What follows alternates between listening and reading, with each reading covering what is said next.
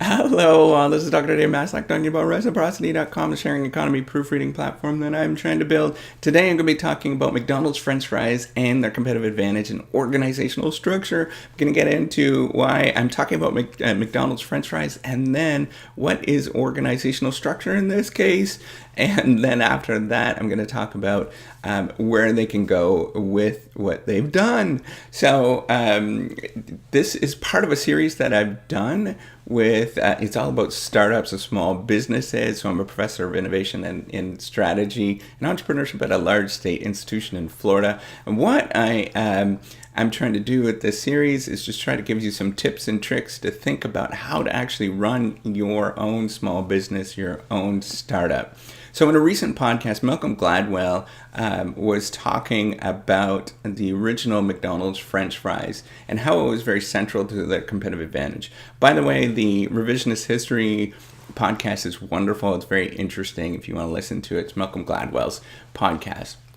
So what he was arguing is that they changed the taste of, in response to activists in the 1990s, they changed the taste of McDonald's French fries, and they made it actually worse when they changed. They made the taste of the French fries worse when they changed that taste in response to the activists. So early on, the original French fry was fried in a beef fat that had a lot of flavor. It made the texture very, very nice and crisp. Then when the activists came, they put a lot of pressure to make sure that they were using a healthier oil. And so they were using a vegetable-based oil, what they believed was a healthier oil. And they were using a vegetable-based oil that made the French fries kind of more soggy and less crisp than they normally would have been, or that they originally were. And by doing so, this eroded the competitive advantage of the organization because their identity was so strongly tied to that particular French fry, to those French fries. So having amazing French fries, everybody knew that McDonald's had amazing French fries. However, I'm going to argue here is that that's only presenting one side of the story. It's not necessarily the particular identity that they had or the French fry, that product that they had that was so important, but it was the organizational structure that they had. And that's why they chose the decision that they did to reduce or to change the flavor of the French fry. And here they're using, or McDonald's uses, sort of a engineering type culture within the organization. They're constantly focused on reducing the cost of everything that they're doing to make sure that they can actually serve a much, much larger mass than they normally, or you could. So they're reducing the cost so more people can buy more of their particular product. In the way that you do that in these sort of standardized, in these situations where you do things over and over and over again, you have the same procedures across all organizations, across all of the franchisees. You have what is called a mechanistic structure. And this is where you have a very, very much standardized roles. So you make sure that all the activities are very, very uniform across all of the different franchisees. So you make it so that everybody's doing the same thing in all different locations, and it's really easy to identify those similarities across all of those different organizations. And then you focus on formalization, where you have a lot of rules and procedures, and it's all written out. It's all very neatly written out, so anybody can come in and pick it up, and they can do those particular tasks. It's very easy to sort of jump into that. It's easy to do that as a franchisee. Just to make sure it's easy for a franchisee to get out there and to get started with what they are doing. So this mechanistic structure that they have, which high formalization and standardization, allows them to produce produce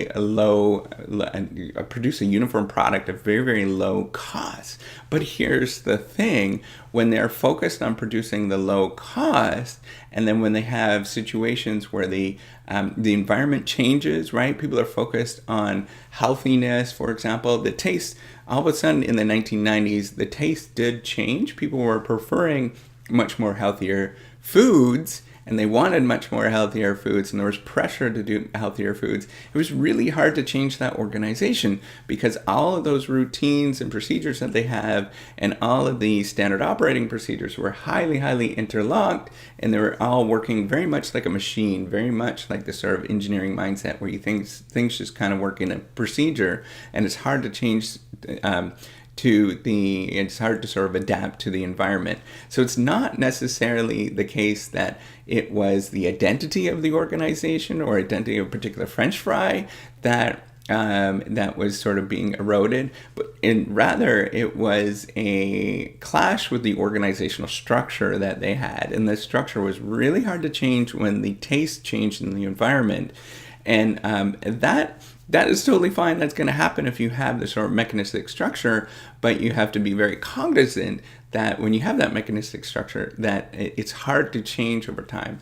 So as a small business or a startup, you can really think about sort of standardizing, mechanizing, or standardizing and making things very, very uniform, but then just be well aware that you have to be adaptive or think about different ways that you can adapt when the environment changes. And I think that's really what the lesson is here. It's not necessarily the French fry or the product that they were producing, but it was just the culture that they had that was in the structure that they had was very mechanistic, and it was difficult to change in the environment when the environment changed. So just thinking to make sure that you build in some leeway or some decision-making capability of each individual person within the organization to allow it to adapt when they have to. And it really necessarily depends on the environment that you're in, and it might be the case that they will be able to change. McDonald's might be able to change in the future. And that's what you have to think about, is this sort of adaptability that you have in your own organization and maybe in the future it might change. So you're focusing on making things uniform and standardized, but then as well trying to think about, well, maybe in the future we're going to have to change that. So we have to have some procedures or thoughts in mind of how to actually change that in the future when it does happen. If, for example, consumer taste change, and there's pressure to change the organization. So that's all I have to say with this. Hopefully you like this video. If you think that this video was great, do the old thumbs up. You can do it as well. That's fine. And if you like what I'm doing, you can go and subscribe to the channel. You can also go on to reciprocity.com.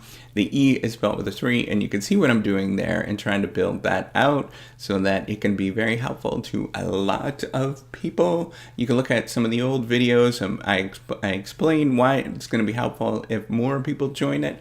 So that's all I have to say. Have a good day and take care, and I'm going to see you on the next video. Bye.